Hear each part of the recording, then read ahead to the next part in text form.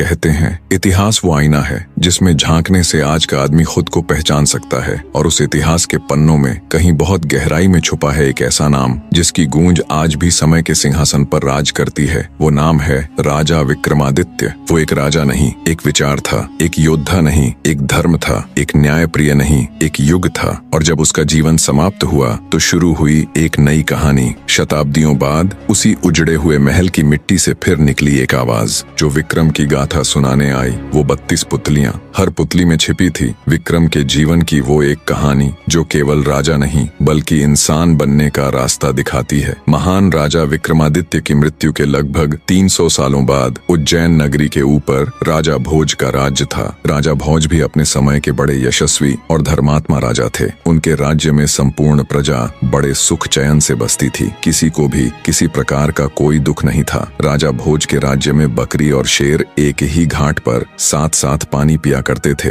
किसी को किसी से कोई भय नहीं था। उनके राज्य में चहुं और सुख शांति थी। किसी प्रकार की कोई कमी नहीं थी। राजा भोज एक आकर्षक छवि वाले गुणी व्यक्ति थे। वे इतने सुंदर थे कि कोई भी स्त्री उन्हें एक बार देख ले तो क्या मजाल कि वो मरते दम तक भी उन्हें भुला सके। उनकी सभा इतनी भव्य होती थी कि स्वयं इंद्रदेव भी उनसे ईर्ष्या करते थे। राजा भोज के दरबार के आगे इंद्र का दरबार भी फीका नजर आता था। राजा भोज की नगरी में सब कुशल मंगल से चल रहा था, पर एक दिन जब राजा भोज के हरकारे उनके किसी काम से जा रहे थे तो उन्होंने एक अजीब दृश्य देखा कि एक साधारण सा चरवाहा बीच खेतों के एक मचान पर चढ़ा हुआ है और चिल्ला चिल्ला कर राजा भोज के बारे में उल्टा सीधा कह रहा है। राजा भोज को पकड़कर मेरे पास लाओ, उसे सजा दिलवाओ और मेरा राज्य मुझे दे दो। एक चरवाहे के मुख से अपने राजा के लिए ऐसी बातें सुन हरकारों को बहुत गुस्सा आया। उन्होंने उस चरवाहे को पकड़कर नीचे उतारा और बोले, क्या बक रहा है तू? अगर राजा महाराज को तेरी इस हरकत का पता चलेगा तो वो तुझे तोप के मुंह पर बिठाकर उड़ा देंगे। हरकारों की बात सुन चरवाहा गिड़गिड़ाते हुए माफी मांगने लगा।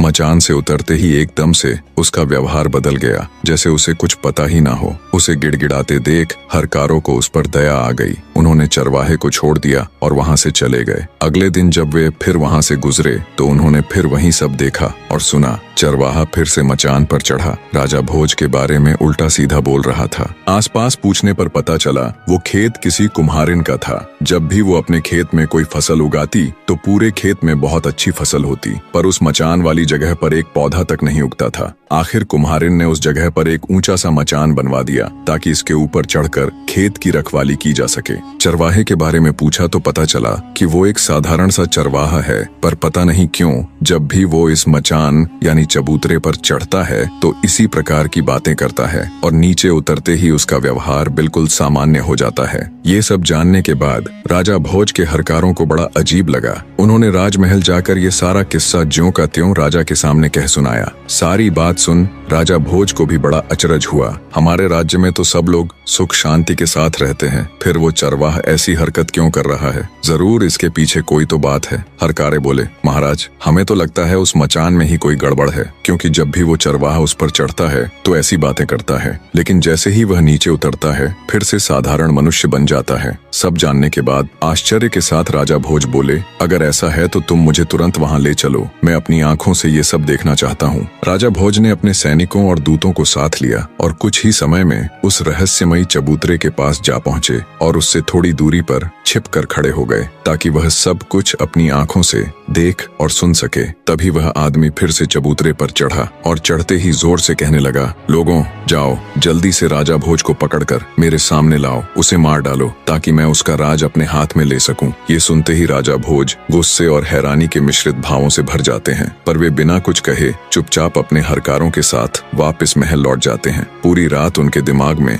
यही सब चलता रहा कि उस मचान में ऐसा क्या है जो एक मामूली सा चरवाहा ऐसी हरकत कर रहा है। सुबह होते ही राजा ने अपने मुख्य सलाहकारों और ज्योतिषियों को दरबार में बुला लिया। एक मामूली सा गाय चराने वाला चरवाहा चबूतरे पर खड़े होकर राजा को ललकारता है, उसे अपशब्द कहता है। ये उस रहस्यमयी चबूतरे की ही करामात है या कुछ और? चरवाहे और उस रहस्यमयी चबूतरे की पूरी बात राजा भोज अपने दरबार में उपस्थित सभी सदस्यों को कह सुनाते हैं। राजा भोज की बात सुन दरबार में उपस्थित ज्योतिषी बोले, राजन, ये तो कोई चिंता करने वाली बात नहीं है, बल्कि ये तो शुभ संकेत है। महाराज, हमें तो लगता है बहुत जल्द आपको कुछ बहुत बड़ा हासिल होने वाला है। ज्योतिष की बात सुन राजा भोज हैरानी के साथ साथ खुश भी हुआ। वो कुछ बोलता इससे पहले ही दरबार में मौजूद विद्वान पंडित भी बोल पड़े, महाराज, ज्योतिषी बिल्कुल ठीक कह रहे हैं। आपको उस चबूतरे की खुदाई करके देखनी चाहिए। वहाँ आपको कुछ बहुत बड़ा मिलने के संकेत है। पहले ज्योतिषी फिर पंडित की कही बात सुन राजा भोज को भी ये विश्वास हो गया कि हो न हो उस रहस्यमयी चबूतरे के नीचे कुछ तो जरूर है। अवश्य ही वहाँ खुदाई करवाकर देखनी चाहिए। राजा ने तुरंत अपने राज्य के सभी बेलदारों को वहाँ जाकर खुदाई करने के निर्देश दिए और खुद भी अपने मुख्य